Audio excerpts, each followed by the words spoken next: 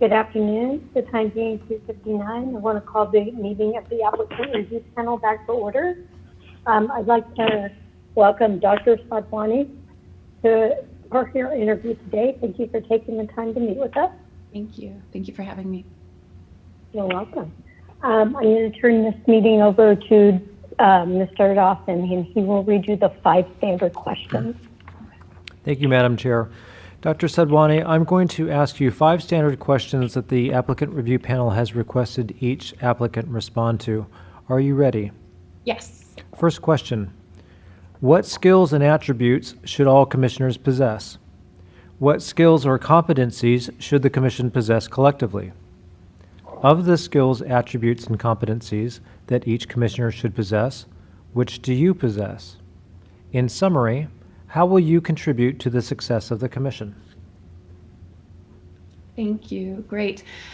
First, I just wanted to say thank you so much for the opportunity to speak with you all today.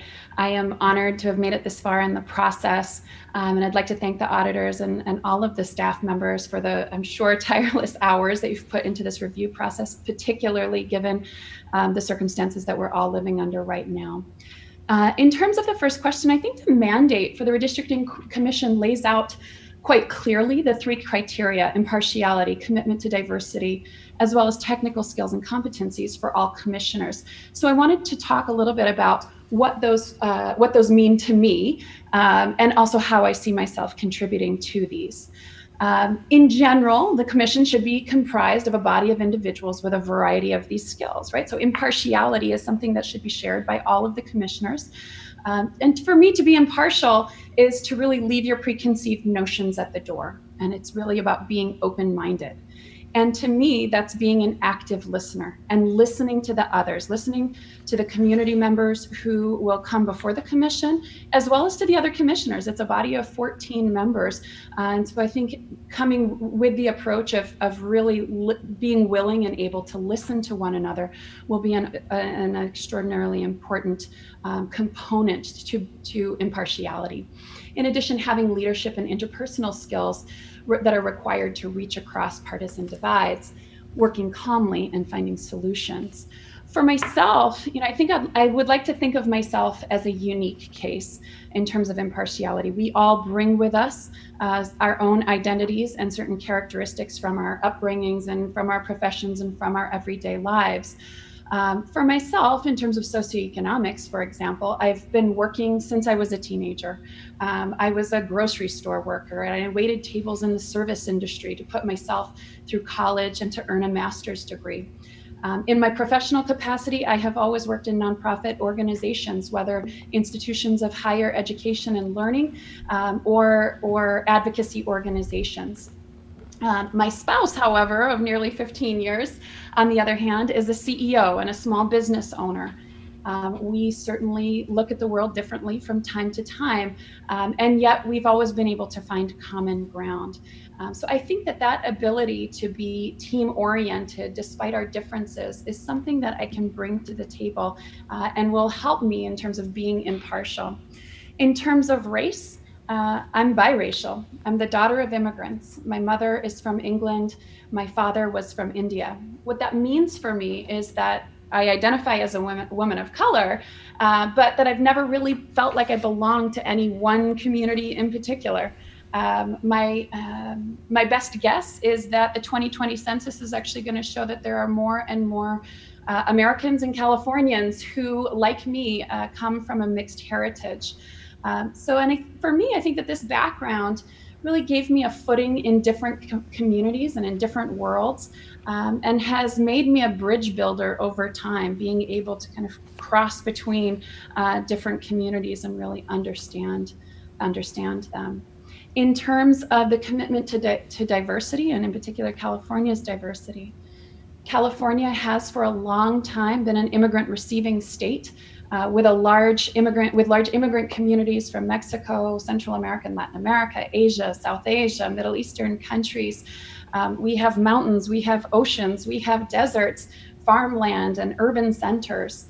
A part of a commitment to diversity, I think, is the humbleness to recognize that no one person can possibly know all of the different forms of diversity that we have in California. No one can claim to say that they are an expert in every corner of our great state.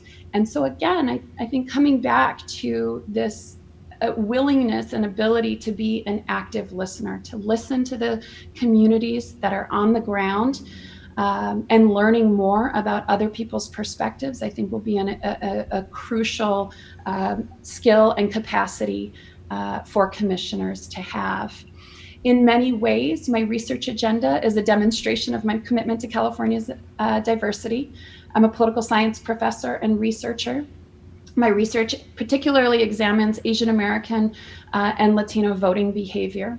I've written about Latino Republicans and explored variations in voting behavior of Asian Americans of differing national origin backgrounds. I'm a part of research collaboration that identifies the racial and gender identities of state legislative candidates nationwide. And I'm a part of numerous survey efforts specifically aimed at low incidence and difficult to reach populations such as Muslim Americans and the limited English proficient. Finally, in terms of technical skills and capacities, I think that this really comes down to critical thinking and problem solving.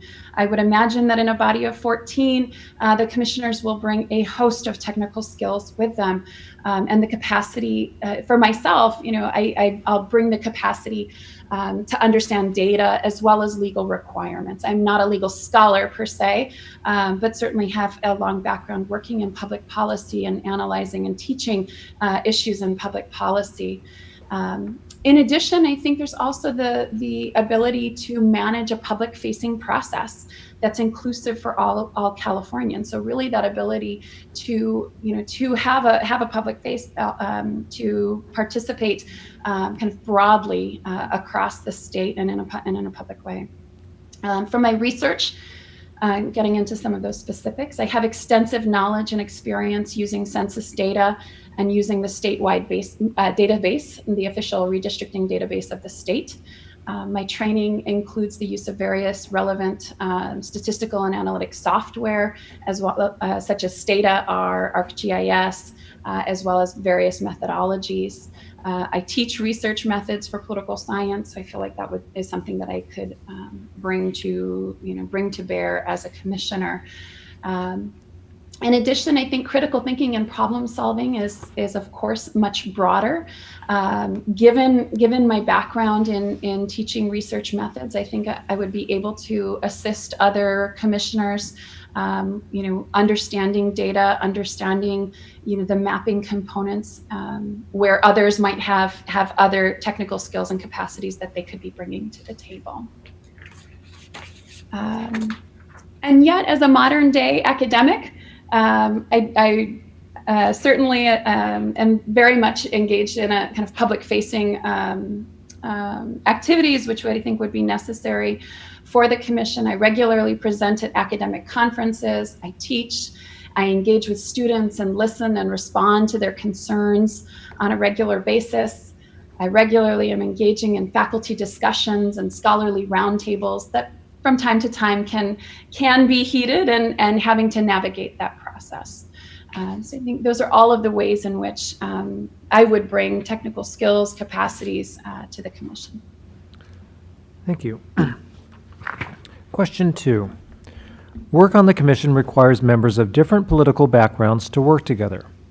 Since the 2010 commission was selected and formed, the American political conversation has become increasingly polarized, whether in the press, on social media, and even in our own families. What characteristics do you possess, and what characteristics should your fellow commissioners possess that will protect against hyperpartisanship? What will you do to ensure that the work of the commission is not seen as polarized or hyperpartisan and avoid perceptions of political bias and conflict? Mm-hmm. This is such an important question, and I want to talk a little bit about being a professor of political science during this era of hyperpartisanship, because this is certainly something that I deal with kind of on a daily basis. But before I get into the professional, I want to share a little bit about my own personal background. I come from a mixed partisan family. Politics means a lot to me. It's been a big part of my life since I was a kid, but it isn't the only thing. My father, who passed away unfortunately this fall, was a naturalized citizen, and he was also a registered Republican. I'm of course a registered Democrat. One of my sisters is a staunch conservative, raising her 4 children with strict religious values. But for us, that was never a piece that divided us, even though we approached the world quite differently. My years in community organizing and advocacy taught me many important lessons, but one of the key takeaways from that experience was that the foundation of organizing is listening, to meet people where they are at, right? To sit down, to share a cup of coffee and learn about their life experiences and how that has shaped their beliefs about the world. I actually incorporate this process into my smaller classes. When I've taught smaller versions of American politics courses, at the end of the semester, I'll bring in coffee and snacks in our final session, and we'll have what I call a coffee shop class. And I make students shut off their cell phones, and we'll take on big questions about the path forward in American politics by just having simple conversations, by having people get to know one another and better understand one another's perspectives. Because I think that that's really kind of one of the baselines for moving beyond this era of hyperpartisanship. As a professor of political science, I've taught at a range of institutions, from the University of Pittsburgh, which is a large public institution in Pennsylvania, at the community college level at Glendale Community College, where I had a number of students, many of whom were immigrants and refugees who had recently left war-torn countries and didn't exactly have a lot of trust in government, to Pomona College and USC, private institutions with a range of different students. And currently I'm at Cal Lutheran University. It's a small religious liberal arts institution on the Central Coast, located in Ventura County. We have students from a broad spectrum of backgrounds and political persuasions. Cal Lutheran has a number of students who come from affluent backgrounds in Westlake, Santa Barbara, San Luis Obispo, and other neighboring areas in the Central Coast, from families who are seeking a private institution with a religious approach. And Cal Lutheran provides that. At the same time, the university is a federally recognized Hispanic serving institution, an HSI, with a large number of first-generation students from working families in Oxnard and Moore Park. As a professor, my challenge each day is to create a classroom environment where all of my students can engage and think critically. For example, when we're studying executive powers, right? It's an issue that's in the news a lot. We'll take examples from both Democrats and Republicans. We'll look at Trump's travel ban. We'll look at Obama's drone strikes and try to use the standard of democracy to evaluate the use of executive power in either of those circumstances. And I think doing so allows students, regardless of their political persuasions, coming into the classroom, and many of them don't yet know what their political persuasions might even be, to really engage and think critically about across both sides of the political spectrum. Finally, my former work in nonprofit organizations, I think also influences my understanding of impartiality. I worked on immigration reform back in 2006 and 2007. In that capacity and during that time, I was working with both Senator Ted Kennedy and John McCain's offices. These were two giants of the Senate who saw the world admittedly from very different perspectives, and yet they were both very much committed to moving forward and advancing fair and sensible immigration reform, comprehensive immigration reform. And I think that influenced my perspective in so many ways, knowing that we can be solutions oriented, that the compromises will from time to time have to be made. So some of the characteristics commissioners should possess to protect against hyperpartisanship should include a deep commitment to the process, such that commissioners are both team oriented and solutions oriented. They should have that skill of active listening, to listen to communities on the ground, but also to listen to other commissioners and to really hear what people are saying. And what I will do, what I can commit to, is getting to know other commissioners on an individual level to the greatest extent possible. I always like to tell my students about the example of Justice Ginsburg and Scalia when Justice Scalia was still alive. They came from very different political and ideological, legal theoretical backgrounds, and yet they were very close friends. They would attend the opera together, and yet they certainly did not often see eye to eye on legal cases. And so I think I would bring that kind of approach to the commission. Thank you. Question 3. What is the greatest problem the commission could encounter, and what actions would you take to avoid or respond to this problem? Yeah, absolutely. Thank you. I think one of the largest problems that the commission could encounter would be legitimacy, right? Whether that's with state legislators, a governor, with the people of California. I think this requires upholding the spirit of the law and ensuring that the commissioners uphold the spirit of the law. Losing legitimacy, I think would be a real problem for the path forward in terms of actually setting the boundaries of the districts, of engaging in the redistricting process. And I see 3 components as really being critical to the success of the commission: transparency, a commitment to professionalism, and the ability to make compromises. So in terms of transparency and ensuring a broad and inclusive process, I think that's kind of one of the key pieces of a Citizens Redistricting Commission. It's unique that California has a Citizens Redistricting Commission rather than vesting that power with the state legislature. So ensuring a broad and inclusive process will be paramount to the work of the commission. Steps to take would include things like ensuring that the notice of hearings is given to communities in advance, much as the auditors have done with this entire process. That minutes are kept, that they're made available, that people receive an equal amount of time to be heard. I think maintaining all of those components would be absolutely essential to the business and legitimacy of the commission. I think maintaining professionalism is also a key component for the commission, especially in terms of the public appearance. Having commissioners, certainly the commission is made up of people of different political backgrounds. That is the whole point. But having commissioners publicly bickering, taking to social media to air grievances, none of that would be helpful to the legitimacy of the commission, in my opinion.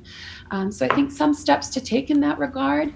I don't know if any of this is already planned, but in advance or in the very early stages with the commissioners, establishing a set of formal or informal expectations of how matters will be communicated, including the extent to which commissioners themselves might want to put together guidelines for personally taking to social media, their own personal social media, talking with legislators or others who might influence their decision making. In addition, I think being able and ready to resolve conflicts, being solution oriented, I think all of those components are a part of maintaining a sense of professionalism within the commission. And finally, I think making compromises. And I talked about this a little bit in the last question.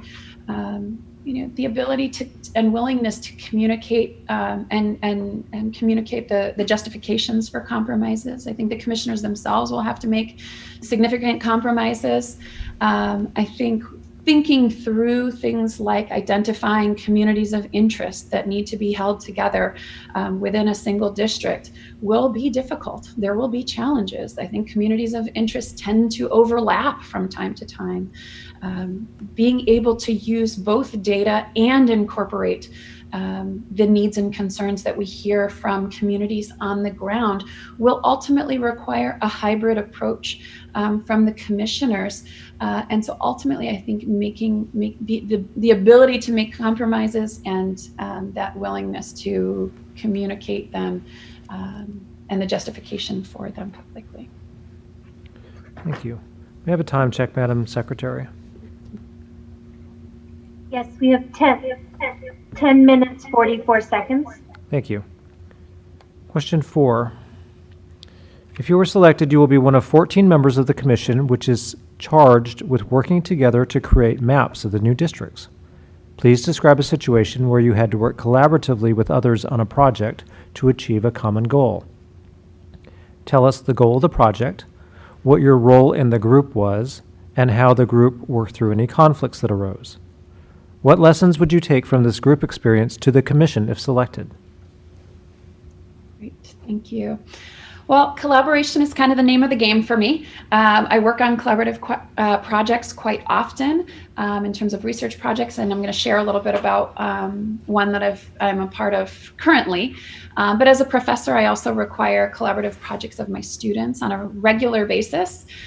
Before engaging in a project, I typically will have my students brainstorm a short list of what we call critical success factors of collaboration, really setting those ground rules for collaboration. They usually come up with a list of items that include things like, and which I agree with, things like having great communication skills, which means sharing one another's contact information and actually using it, holding a brainstorming session early on so that everyone's ideas for the project can be heard, equally dividing up the work to draw on people's strengths, and respecting one another's perspectives, even when they don't agree. And I think that students are right, that those are a lot of the keys to collaboration. For myself, in terms of sharing a project, just recently, I'm a part of a research team.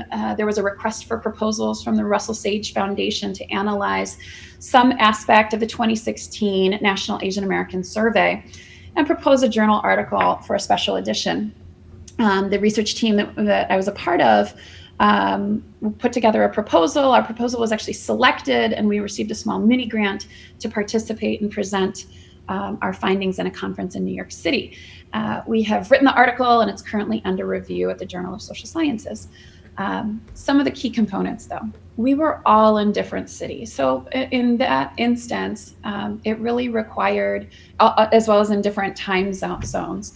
So it really required flexibility and respect of one another's time. We didn't know each other well going into the research group. We knew each other by reputation. We knew one another's graduate school advisors. So we had to take some time to break the ice. When we were able to get together in New York, we took time and went and had slices of New York style pizza in order to get to know each other and share a little bit more about our backgrounds and families. And I think doing so really allowed us to work better as a team. We had to split the project up, right? One person did the data crunching and the visualizations, another person wrote up the results and the implications, and another focused on the front end of the paper, the framing of the findings, the situating of the study within the existing literature.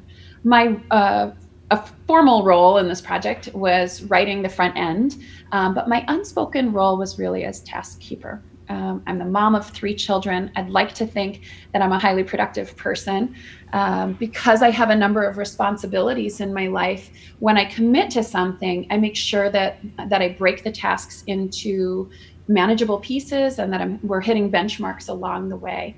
I recognize that life happens. I think we're all recognizing that in living through this pandemic. Kids get sick, cars break down, and for professors, we have midterms and final seasons that usually equate to a lot of time needed for grading. So when we had phone meetings, I made sure that there was an agenda and that everyone had a chance to add or change it. Research meetings for us are often exploratory brainstorms. We're thinking about the kinds of data that we have access to and what hypotheses we might form from them. But I always made sure that one of us was taking notes, we would share that responsibility, and that we came away from our conversations with concrete action items for each person, as well as deadlines in which they would be due to ensure that we were staying on task. After receiving feedback on our initial draft, I ensured that we took time to debrief and make plans to incorporate those changes. Throughout the process, we split the work evenly and we were communicating with each other on a regular basis if things came up. And most importantly, we were we held one another accountable. And so I think all of those components to working in a team are extraordinarily important, especially in a commission with 14 members. I think having people that are task-oriented, who can really see what the goal is and understand what the key steps will be along the way to get us there, will be extraordinarily important. And also having that flexibility, right? I'm sure that in a body of 14, there will ultimately be a lot of task keepers on the commission, and so having that flexibility to make changes when necessary, to respond to other people's needs, I think all of those components would be really important. Thank you. Question 5. A considerable amount of the Commission's work will involve meeting with people from all over California who come from very different backgrounds and a wide variety of perspectives. If you are selected as a Commissioner, what skills and attributes will make you effective at interacting with people from different backgrounds and who have a variety of perspectives? What experiences have you had that will help you be effective at understanding and appreciating people and communities of different backgrounds and who have a variety of perspectives? So some of the things here I feel like I've already discussed, so I don't want to go into too great of detail, and I'm sure there will be additional questions afterwards. Right? My professional career is dedicated to the study of racial and ethnic diversity. In addition to my research, I teach courses in racial and ethnic politics and immigration policy. I come from a mixed partisan background, and despite our differences in perspective, we have a very strong base as a family, including my husband, who's a small business owner. I myself am biracial, and being racially ambiguous, I think, has allowed me to really have a foot in many different communities and build bridges between them. The piece that I perhaps haven't discussed too much about is where I grew up. I grew up in the Rust Belt in Western New York. I went to the University of Pittsburgh for my undergraduate and really spent my formative years in that environment. I'm from a small rural neighborhood where the community relies on farming and is based on working class families. Not unlike many of the regions in the Central Valley or the Inland Empire. In many ways, my upbringing has shaped who I am, though I've had the chance in my lifetime to spend plenty of time in the cities, and now I live in the suburbs. Growing up in that environment, we were a church on Sunday family, even though my father was Hindu. I grew up in a world in which you take care of your neighbors, where you welcome newcomers, and it's usually with homemade pie. Community is based upon a common set of shared values. And so I think that there are many different forms of diversity that are out there. I think there's many different kinds of folks who live in California. I would like to think that I've had a great opportunity throughout my career to spend time in different places throughout the state, to conduct research in different areas, studying voting communities in the Central Valley, in San Diego, in Orange County, in Los Angeles, and San Jose. And in my former work in the nonprofit world, having a chance to really build bridges across communities and building statewide coalitions. So I think all of those experiences inform kind of my understanding of California and my appreciation for its broad diversity. Thank you. We'll now go to panel questions. Each of our panel members will have 20 minutes to ask his or her questions. We will start with the chair, Ms. Dickinson.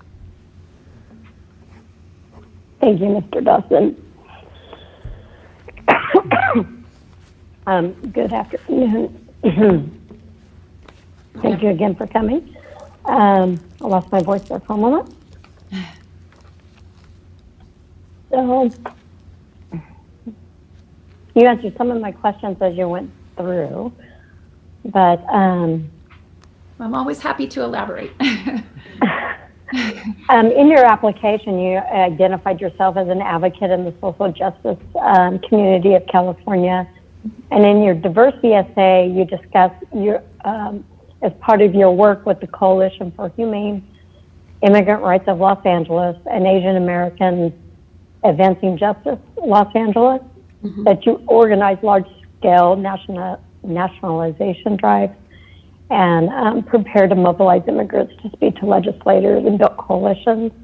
Correct. Can you talk about what you've learned through these activities about communities of interest that will assist you in the work of the commission should you be selected? Sure. Yes, so all of that is true. I can talk a little bit about naturalization drives and organizing as well. I came to California right at the end of 2005, and during that time, that was when immigration reform was really, when people were really taking to the streets.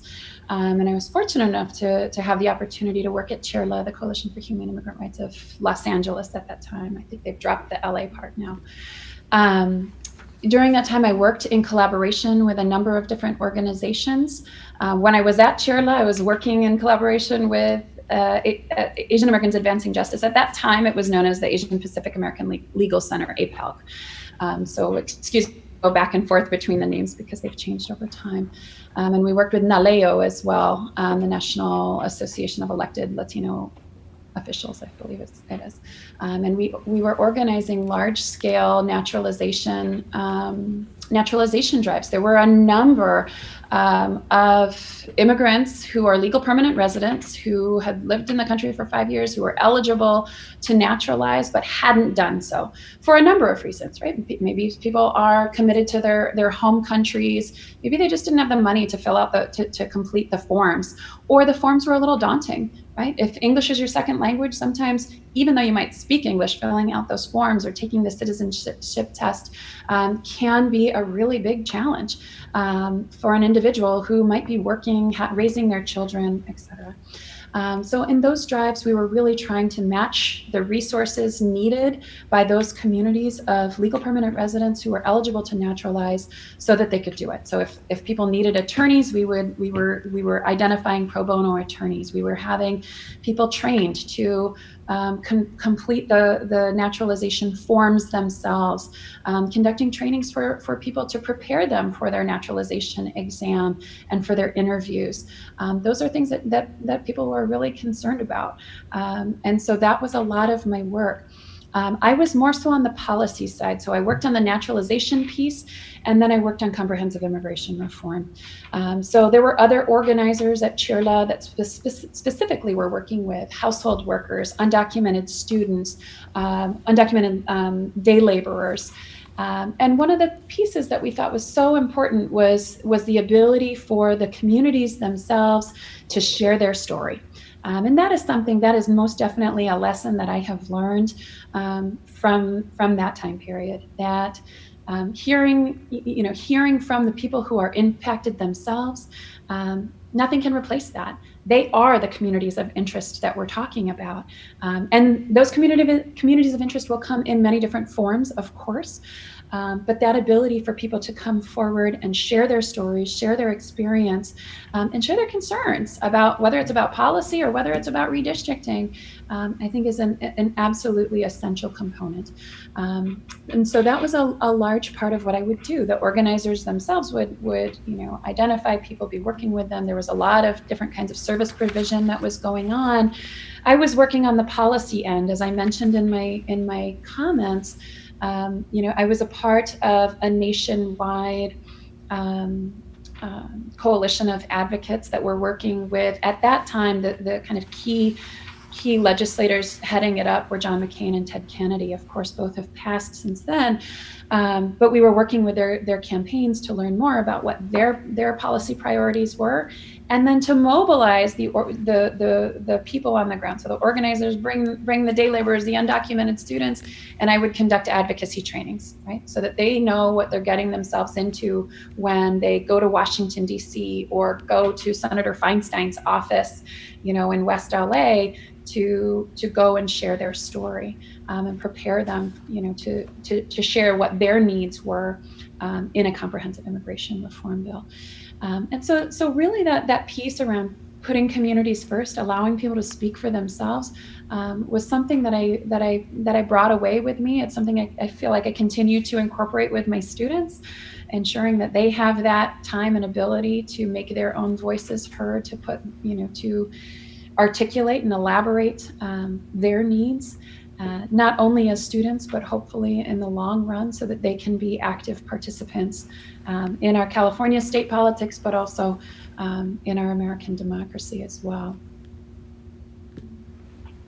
Thank you. So one of the things that the commission is going to need to do is identify communities of interest. And you talked about policy and preparing immigrants to speak with legislators. Based on the work that you've done, what methods do you think that the commission should take to identify communities of interest? And what types of communities of interest do you think that they'll be able to identify in the various regions throughout the state? Yeah.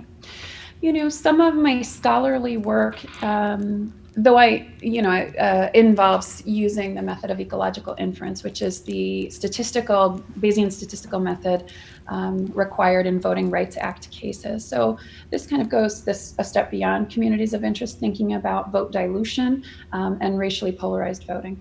So certainly I think identifying those areas in which you can find communities that are racially polarized would be one step to kind of identifying those communities of interest. In addition, however, I think that there are other forms of communities of interest. We don't have enough data on, for example, Muslim Americans, or even identifying it wouldn't be racially polarized voting, but polarized voting amongst, for example, rural voters versus urban voters. Voters that are that might be aligned based on some sort of socioeconomic needs or transportation needs.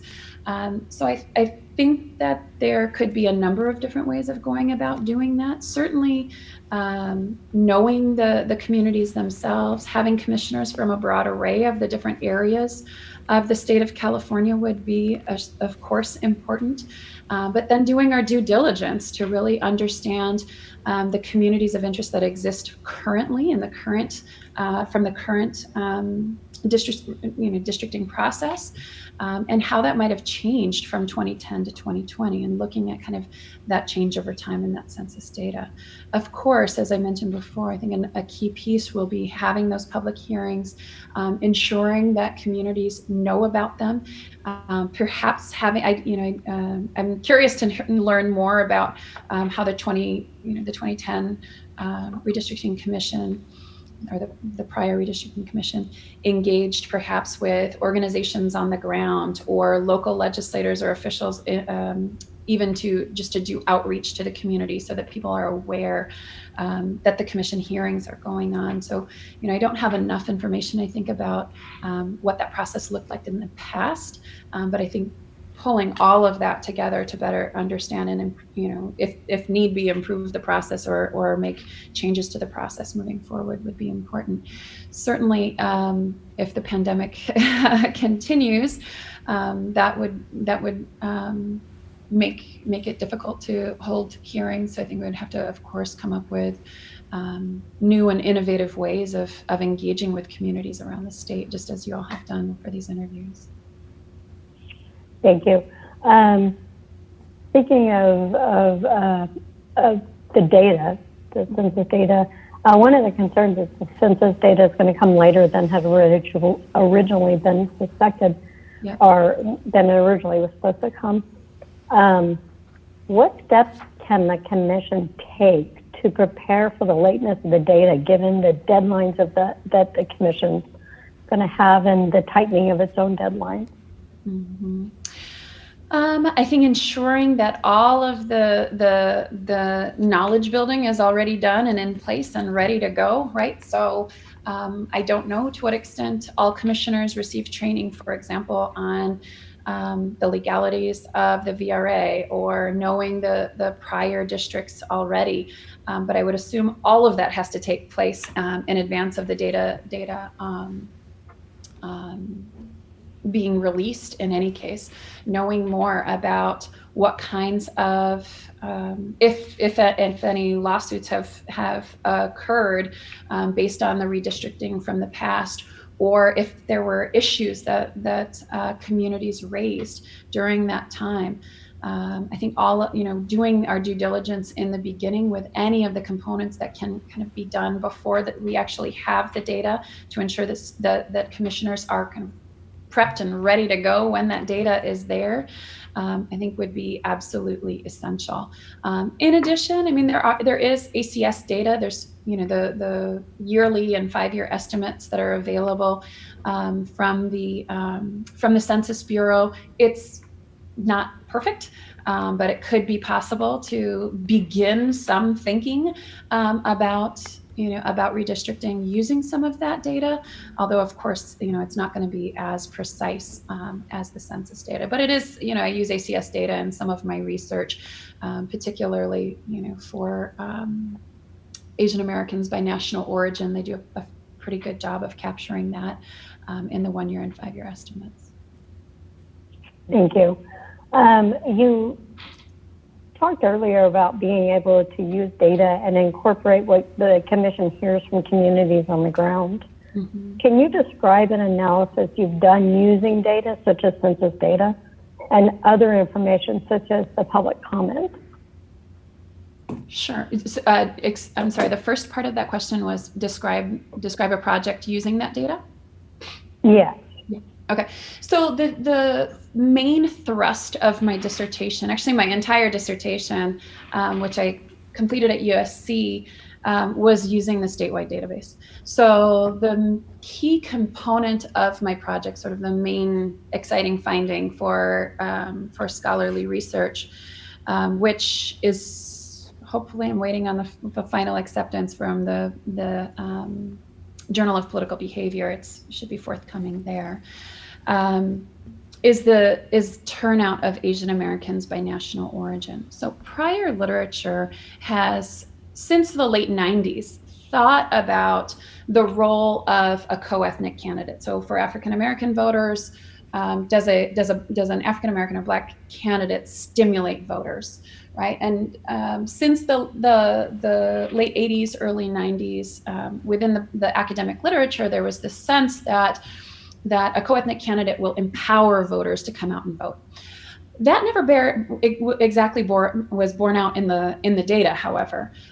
Instead, where the literature has kind of landed is that it's not simply a co-ethnic candidate that will stimulate turnout, but it's also contingent upon the proportion of a minority community in a district. Right? So when you have majority minority districts, or at least districts where there is a larger percentage of a minority community, that's where you see increases in turnout with a co-ethnic candidate, right? In comparison to other situations. Those findings held for African Americans and Latinos. There was a big study done by one of my colleagues, Bernard Fraga, in 2016 in the American Journal of Political Science. But his findings were relatively inconclusive for Asian Americans. And so in my work, I argue that the problem with his study was that he was looking at Asian Americans as one heterogeneous group and only at the congressional district level.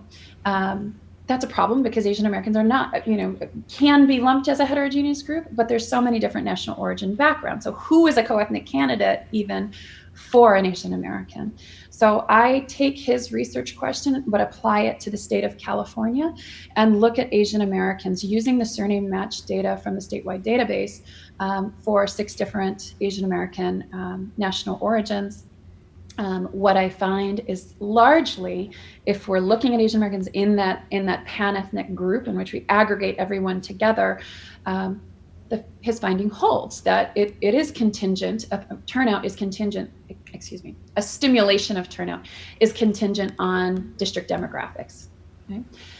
However, when I disaggregate based on national origin, I find distinct differences between Korean Americans and Filipino Americans, Japanese and Indian Americans, and Chinese Americans. They do not all behave the same, at least at this point in time. That's not to say that 10 years from now that might be different.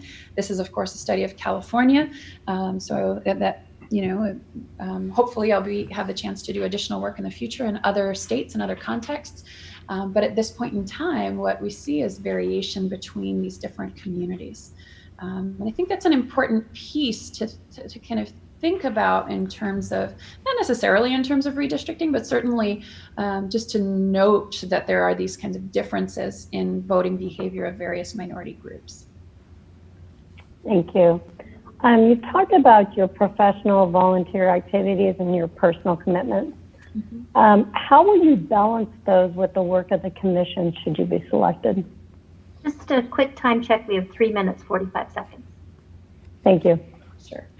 Well, as I mentioned before, I'm a working mom, and I take my commitments very seriously. So if I'm going to take something on, I do it wholeheartedly. I am a very task-oriented person. Certainly there were times and moments when people told me, "Oh, you're crazy to do a PhD with kids, you know, while you already have kids. How would you ever finish that?" But I'm very proud of the fact that I am one of the very few women, not only to complete my dissertation from USC's political science program, but also to get multiple tenure-track job offers. So, you know, I think if I were selected to be on the commission, I would think long and hard about what my other commitments already are. If there are places where I can scale back on some things, you know, if I scale back on my daughter's Girl Scouts in order to be available for the commission during that time period, I'm okay making those kinds of adjustments. And I think my family is certainly okay with it as well. And I know that. Okay, thank you. Thank you. Real quick, is there a role for advocacy within the commission? I would be cautious about it. I think that certainly, I mean, advocacy comes in many forms, right? I mean, maintaining legal standards could be considered a form of advocacy, and certainly we would want to think about the expectations of the Voting Rights Act, et cetera. Though Section 5 is in many ways dismantled under the Shelby ruling, Section 2 is still there, and so I don't think that we want to end up, you know, in a situation in which the lines drawn are challenged in the courts. That being said, I think that advocacy can really stand in the way of impartiality. So I think it would have to be a very fine balance. Thank you very much. I don't have any further questions at this moment. Mr. Belknap, the time is yours. Good afternoon, Dr. Sadhwani. You mentioned that you came to California in 2005. What brought you to California? A love interest. I was on the East Coast. My husband actually is originally from the East Coast as well. We had met back there, and he was out here starting his business. And so when I had finished my master's degree at the University of Pittsburgh, I made the decision. We had made the decision to get married, and I had moved out here. So that's what had originally brought me here. It just so happened that at that time, immigration reform was really taking off. My master's degree was in international development. There are not a lot of international organizations in terms of development aid organizations here in Los Angeles. They tend to be more centrally located in Washington, D.C., New York, maybe in San Francisco. So when I came at the end of 2005, early 2006, I was looking at a host of opportunities, and immigration reform made a lot of sense. Immigration cuts across development issues, particularly if we're thinking about the economic situation that people face in their home countries and the reasons why they come. So it made a lot of sense for me to kind of move into immigration reform policy work, given my interest and background. All right, thank you. I see from your application that you're from Los Angeles County. What experiences have you had outside of Los Angeles County, but in California, that would give you an understanding and appreciation for people from other areas in California? Yeah, sure. So I've actually in my nonprofit work from the past, much of it was building coalitions from across the state. And so particularly when I worked for the California Immigrant Policy Center. I was the strategy director there. The organization was undergoing a change. It had previously been a collaboration of 4 organizations, and it was in the process of becoming its own 501c3. And so at that time, we were working to develop a network of organizations that were either serving or involved in immigrant rights advocacy. And so much of my time was actually spent going and visiting organizations in the Central Valley, spending time out in the Inland Empire with organizations that were out there. At that time, there was only a handful of organizations that were serving communities that were out there. I spent a significant amount of time in Orange County and Long Beach. So Long Beach is of course still a part of LA County. I used to spend time going down to San Diego to work with the ACLU of San Diego.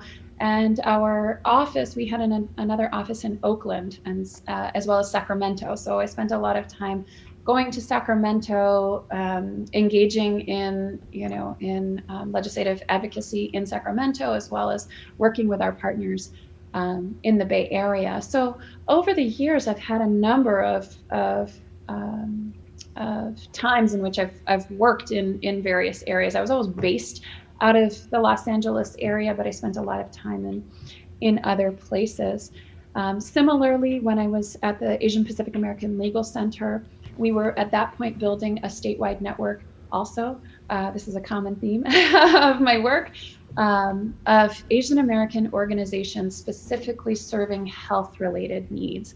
So for Asian Americans, language access is a key issue for many people in trying to access healthcare services.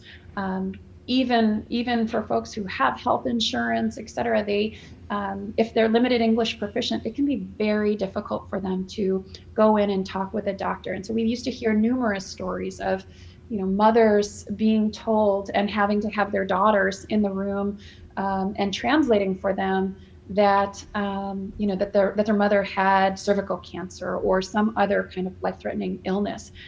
So that was a major part of our work. And so we were working with the Hmong in the Central Valley. We worked with the Chinese American communities in San Francisco. We worked very closely with the Vietnamese community in Westminster, Santa Ana area in Orange County, with the Cambodian American community in Long Beach. So we really took a broad perspective. I think it's particularly for the Asian Pacific American Legal Center. They have fallen on tougher times now, but at that point in time, it was one of the few organizations that was serving the needs of Asian Americans and had the infrastructure. They had a hotline system running in multiple languages. So when people had issues, whether they were legal issues, healthcare issues, et cetera, we would get calls in the Los Angeles office. We were involved at that point in opening an Orange County office. Of course, since that time, APELC has merged with other partners around the country, and it has become a much, much larger enterprise and is supporting organizations across the state. So certainly I was a part of kind of the development of much of that work. From my research perspective, I haven't traveled as much for my research yet.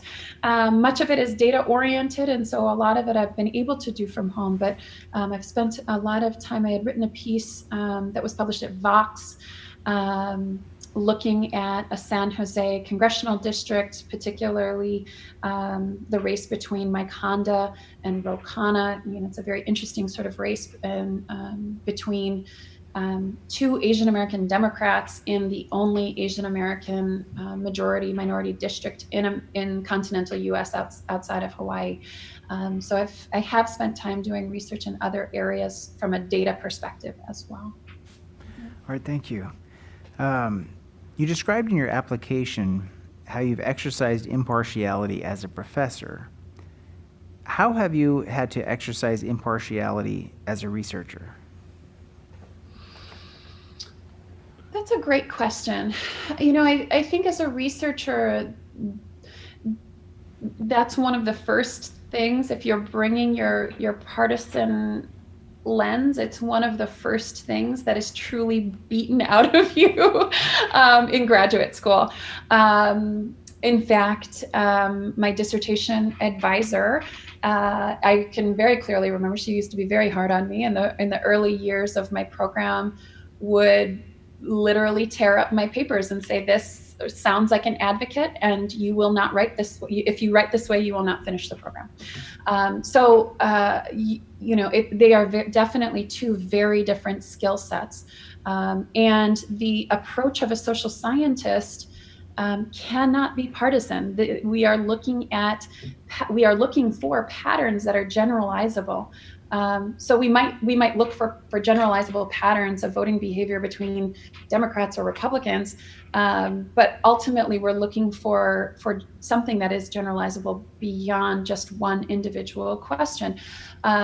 So, for example, in the project that I had mentioned around voter turnout of Asian Americans, I parse the data and look at it.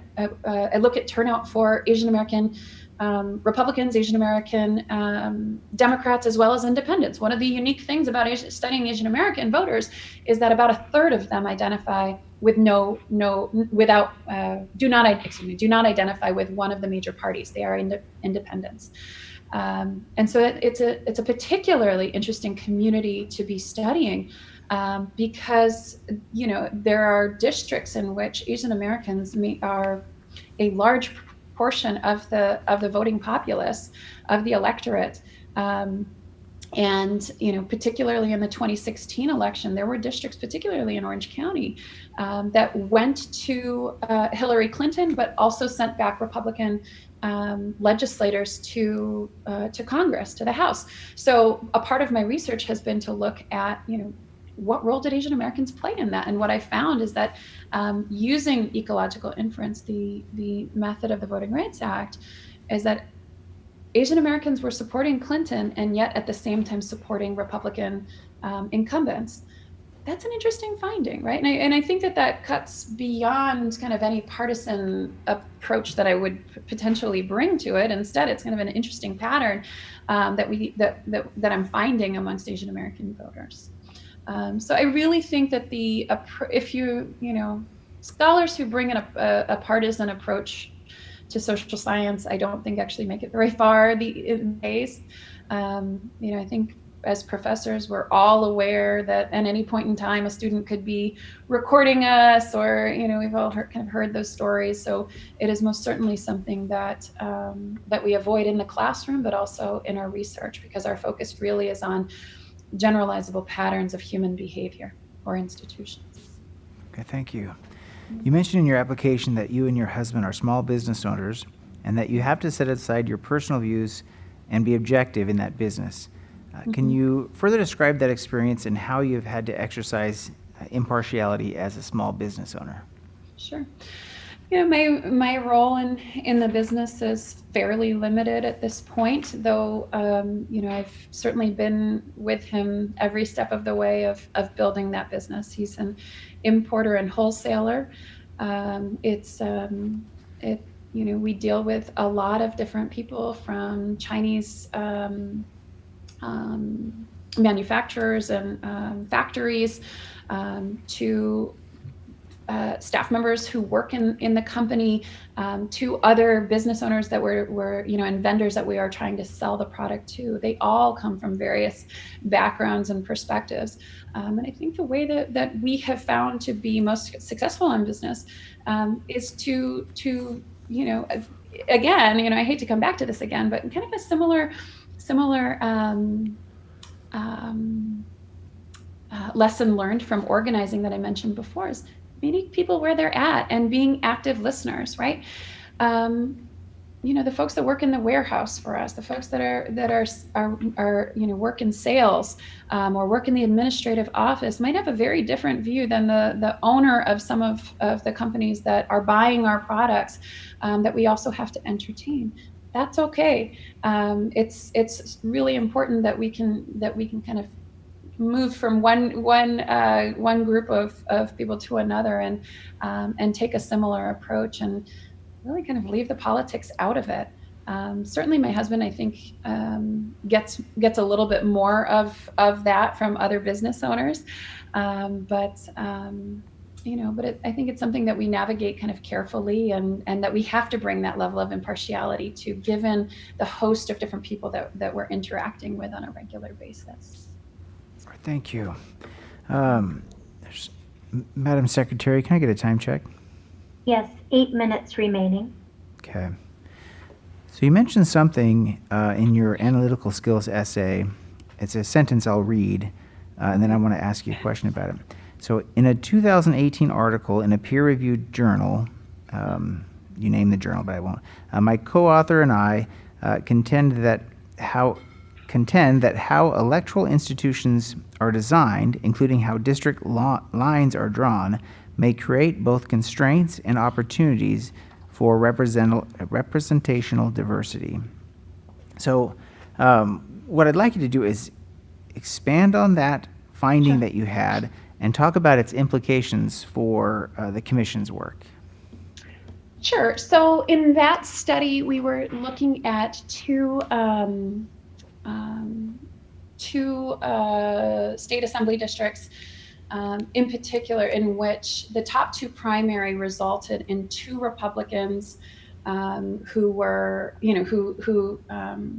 competing in the general election. And in particular, one of the things that we were kind of interested in is a prior study, not in our study, a prior study that had studied Latino desire for descriptive representation. So what that means in kind of layman's terms is a desire to see one of your own elected to office. That Latino Democrats exhibited in survey data a greater desire to see other Latinos voted into office than Latino Republicans, right? So there was this difference between Latino Democrats and Republicans that was found in this other study in terms of what they would want. So we wanted to test that. And so what's unique about the California system, the top two primary system, is that you get these general elections in which you'll have Democrats versus Democrats and Republicans versus Republicans.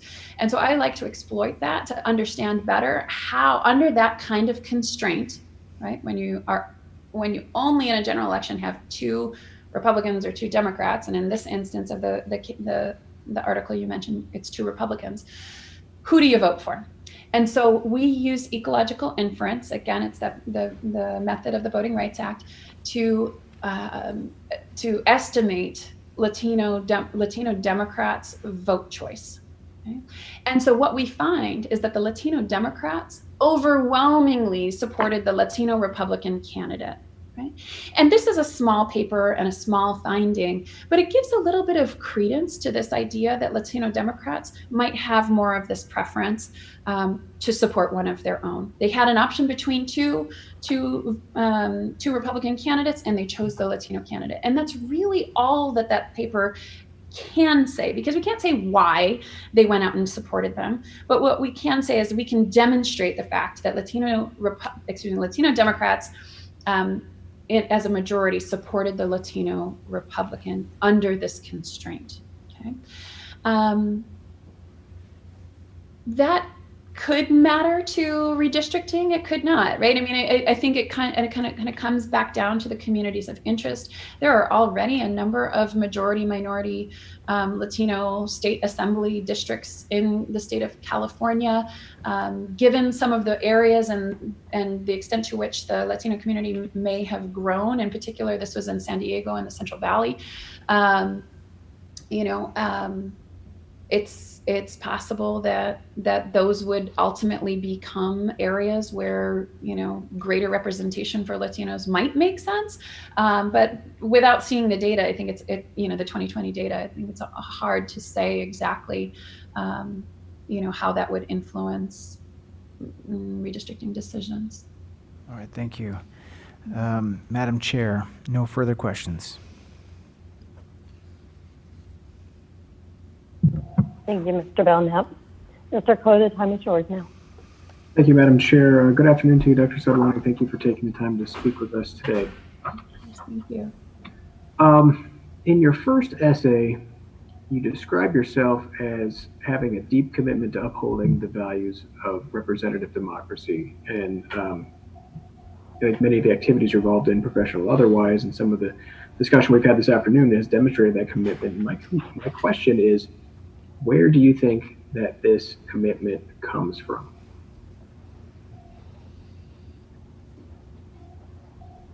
That's such a great question. Not one that I had thought too much about, but I do think, boy, this kind of feels like a psychoanalysis at this point.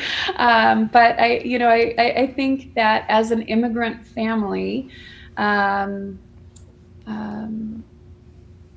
while we were to some extent seen as outsiders in our community, I suppose. I mean, certainly I always got the questions of, where are you really from? And gosh, well, how come your parents have such funny accents?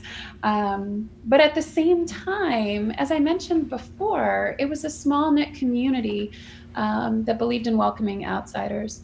And so despite those kinds of questions, it was a very patriotic community, one in which, I have very vivid memories as a child of, reciting the Pledge of Allegiance every day and singing, songs from sea to shining sea, and thinking about the Statue of Liberty and how there's a place for all of us here in the United States. And I do think, and my father also, who was a naturalized citizen, took a lot of pride in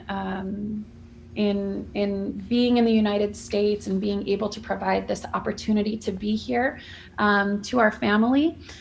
So I think that dedication comes from pretty early on, that democracy is a fairly good thing. I mean, I think one of the prior questions was, being biased in your research.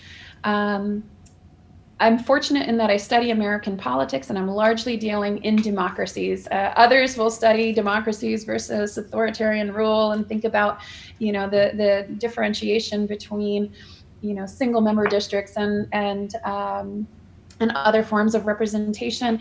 For me, I'm kind of wholly focused on the United States system, and I think that interest in democratic governance was formed fairly early on. When I was young, I thought I would be a lawyer. As I, went through my undergraduate, I realized that wasn't really the path for me, though I still end up kind of in public policy and research. And I think that was kind of the right approach for me. Thank you for that insight. I wanted to read something from the Impartiality Essay and ask you about it. Sure. In that essay, you say, impartiality may be the most important quality needed in a redistricting commissioner, and yet may be the most difficult to establish.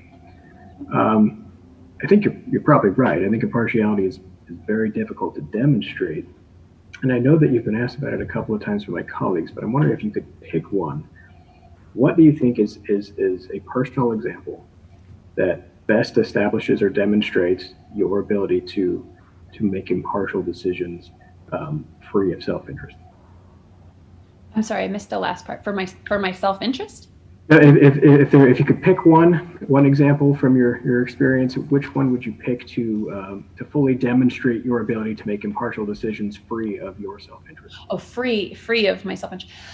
I really think the classroom is where that comes into play. I mean, typically my students, actually, I'll get to the end of the semester and students have no idea sometimes what my own partisan background is, because the examples that we'll use in class, in my classes, because they're American politics focused, we tend to use democracy as the standard by which we're evaluating a whole host of institutions and actors. And so we can use democracy and a democratic standard of, the engagement of the people to critique or think critically about both Democrats and Republicans. Neither one are perfect, quite frankly. And so, I really think that in the classroom, I have had to kind of stretch myself in many ways to leave my own beliefs at the door. There's really no place for it in a classroom. I have had a whole range of students. Certainly, I think after the election, the 2016 presidential election, was particularly an interesting time to be teaching. At the time, I was teaching both at USC and at Glendale Community College, in which I had a number of Armenian students, a number of Latino undocumented students, as well as GCC also has a number of students who have come from Iraq and the Middle East, and kind of from war-torn countries, from Syria, et cetera. It was fascinating just to kind of see the range of responses, because there were students who were devastated. Undocumented students were terrified by a Trump administration. And yet on the other spectrum, there are a lot of students who were very excited about a Trump presidency.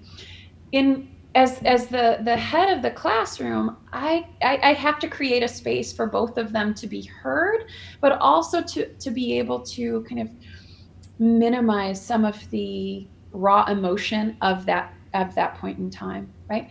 At that point, we had several conversations in classes, allowing students to kind of unpack that. Many students actually did need additional kind of counseling and services, particularly undocumented students.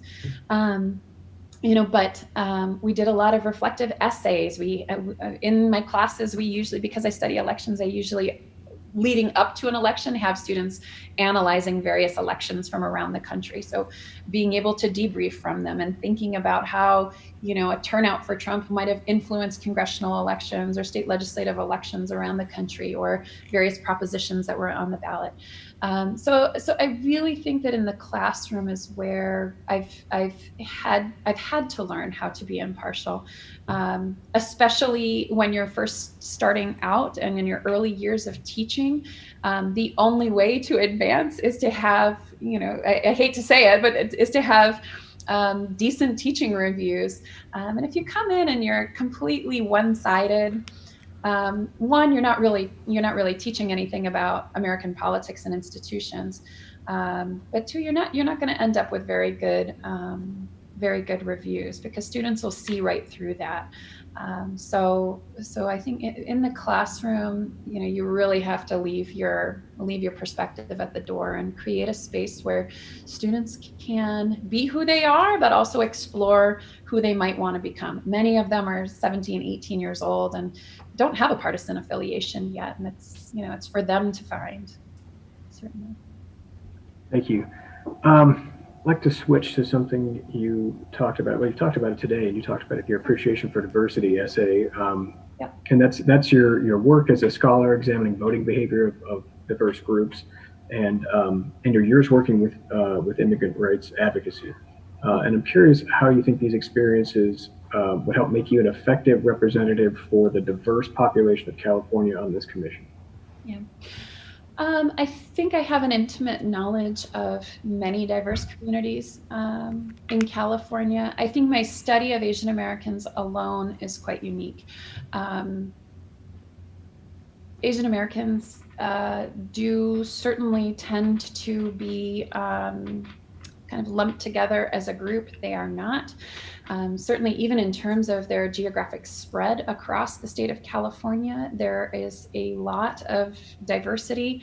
For example, right, looking at, I've written a piece for the Washington Post in 2018,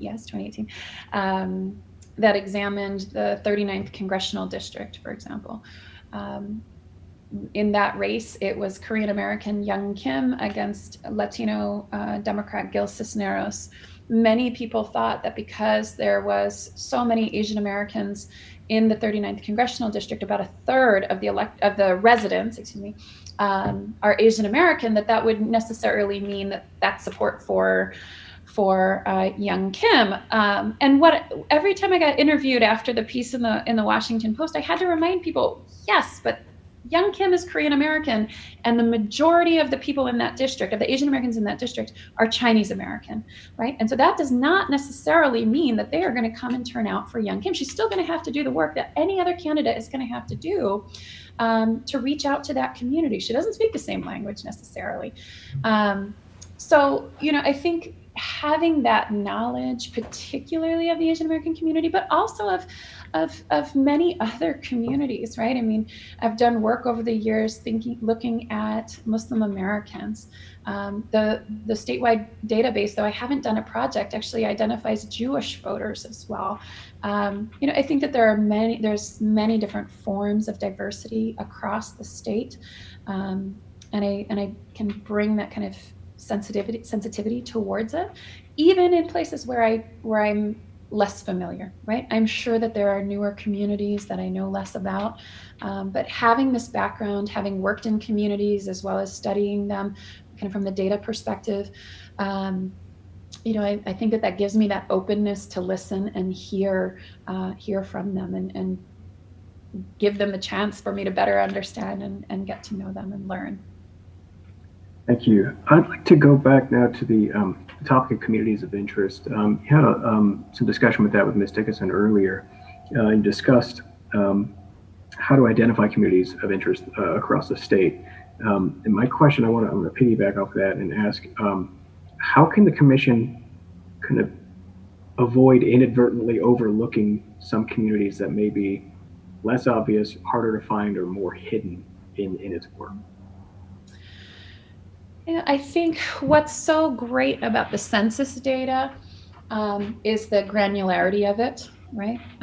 In comparison to, say, for example, the voting data alone, which uses surname matching, the census data really allows us to understand so many different kinds of racial and ethnic groups, right? When we look at surname matching, we tend to identify the top 6 Asian American, for example, but there's over 20 different kinds of national origins of Asian Americans. And so we can certainly use the census data in that way to better understand kind of that racial and ethnic diversity.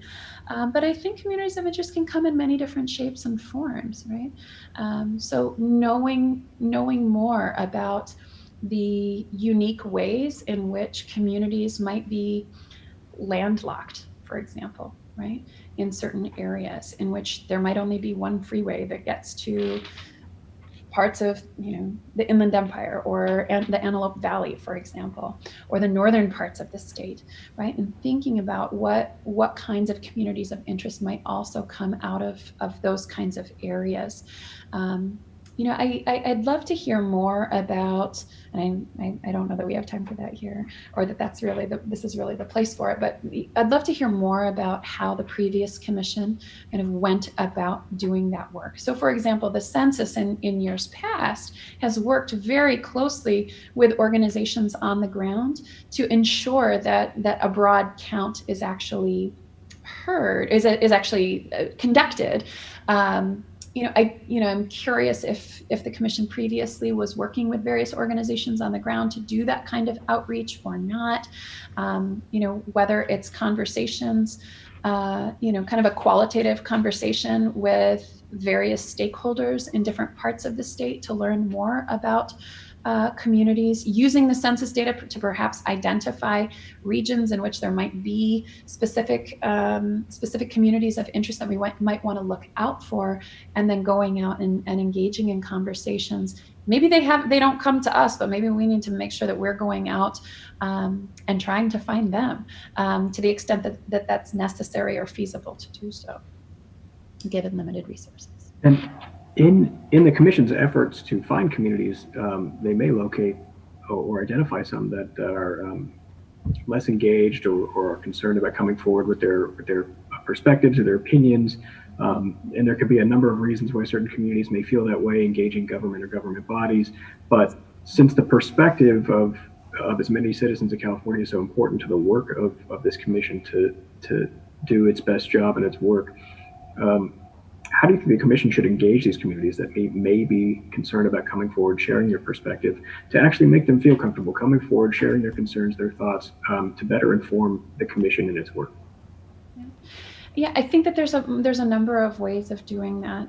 Certainly, I've worked with a number of communities in the past that meet that kind of criteria that you're describing, right?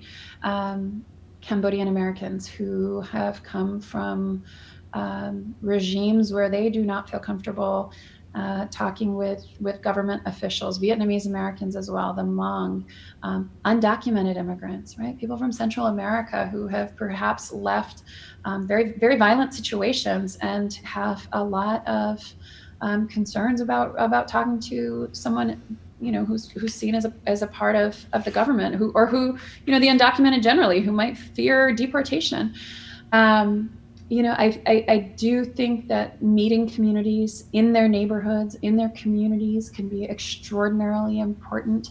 Whether it's holding hearings or actually going out and talking with folks in neighborhoods and their churches, at their community centers. Certainly that's something that I'm very comfortable doing. And like I said before, if there are organizations or religious organizations or educational, public schools, where folks are located, and where there might be kind of intermediaries, people that are trusted members of the community, maybe the school teacher or the local pastor, who might be kind of trusted within the community and might be able to provide a bridge for commissioners to hear more from the members themselves, I think would be absolutely crucial. Thank you. Madam Secretary, a time check, please. 3 minutes, 30 seconds. Thank you.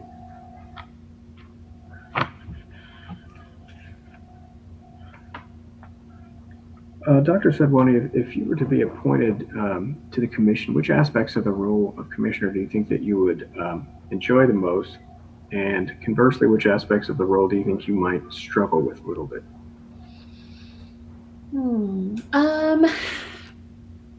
I'm a people person, actually. So I think I would really enjoy being a part of the commission, working with other commissioners, working with the communities themselves. That being said, I'm also a total data geek. So I enjoy the data side of it. I don't know the extent to which commissioners are using GIS themselves. Is there typically someone who does it like on behalf of the commission? I'm not sure. GIS, I have been trained in. I know how to use it. It's not my favorite thing, but it's certainly something I am capable of doing. But probably, would be my least favorite part, or less of a favorite part.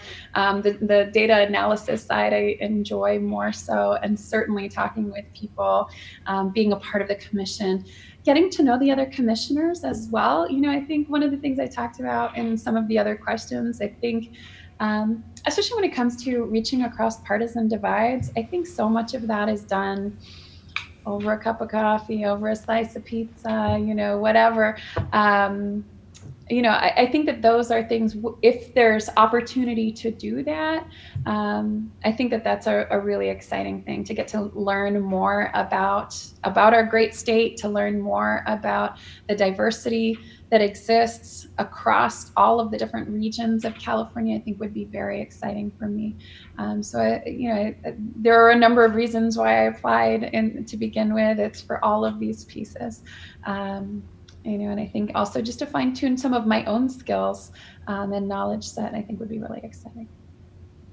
Okay, thank you very much, Dr. Sadhwani. Madam Chair, no additional questions at this time. Thank you, Mr. Coe. At this time, I'm going to turn it over to Mr. Dawson for any follow-up questions. Thank you, Madam Chair. Professor Sadhwani, thank you for being here. I wanted to follow up on a question about the census data, and I'll give you a hypothetical, which is not that hypothetical. The Census Bureau is planning to ask Congress to push back the deadlines by 120 days, which would then really put the squeeze on the commission in getting out in the deadline to get out the maps. Based on your working with census data and all that, do you think the commission can do enough work ahead of time before getting the census data that it could maybe draw preliminary maps and then drop in the census data and tweak it? Do you mean using ACS data, the American Community Survey data? No, I mean the actual redistricting data that is required to be sent to the states. I don't know about the ACS. Okay. I think that would be a challenge to fully. I think it's entirely possible to begin drafting the a rough draft of what the districts would look like, and certainly thinking about communities of interest is something that can be started earlier on. I do think the ACS data, the American Community Survey data, is a possible workaround, at least to get started. So the Census Bureau puts out estimates annually, but really it's based on a 5-year kind of time frame for the kind of change that we anticipate seeing based on survey data, right? So they'll do a large survey to kind of get that sense. You don't, however, in the ACS data get fine-grained CVAP data, the citizen voting age population. So I think that would be a little bit of a well, that doesn't necessarily matter for the redistricting though, because you're using residents in any case. So you miss out on some of those components, but I think it's certainly something to get started. I don't think that there's a reason to wait. Because time is of the essence, and I think this has to get done. It has to get done before the 2022 election, of course, and be in place. So, I think that's entirely possible. But obviously, the best case scenario is getting the census data, of course, and having that fine-grained change. I think one of the other challenges, right, is California is projected to potentially lose a congressional seat, right? And so without that final count, it'll be hard to know exactly, what that would look like if reapportionment, if we end up losing a congressional seat due to reapportionment. But certainly, state legislative districts could be started now. Yeah. All right, thank you. Do you think that's likely to be in the LA area if we lost a congressional seat? Well, I think that would be up to the Redistricting Commission, right? I think it's hard to know. It's statewide, and the districts have to be about the same, number of residents. So potentially. Right. All right. Thank you. Certainly, Los Angeles has a high concentration of congressional seats. I wanted to ask you about a statement that you had in Essay 4. It was similar to one I think that Mr. Coe was asking you about. But you said, furthermore, my research emphasizes how electoral institutions like the Voting Rights Act, California's top 2 primary and citizen redistricting influence voter participation and representation. So does that mean that when a state has a citizen commission that they tend to have better turnout?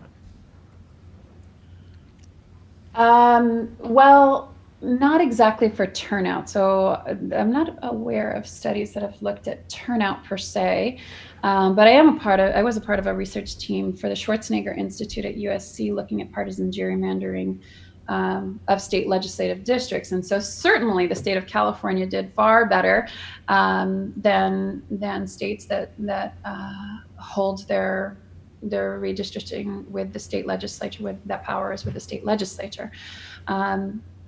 Not necessarily in terms of turnout.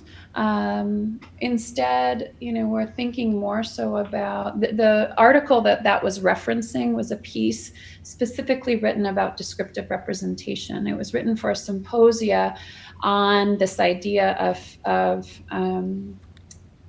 electing more or an equal number of a proportional number of men, women, minorities, et cetera, to the legislature. In general, when we talk about descriptive representation, that is what we're talking about. It's a theory of people supporting candidates and being represented by someone who resembles them, right? And so it was this theoretical symposia. And my contribution to that with my co-author was, hey, descriptive representation is great. However, right, we have to think about these electoral institutions and the roles that they play, whereas in some instances, it might constrain women or people of color from actually being elected to office. In other instances, it might create opportunities where you can have a more proportional representation actually occur.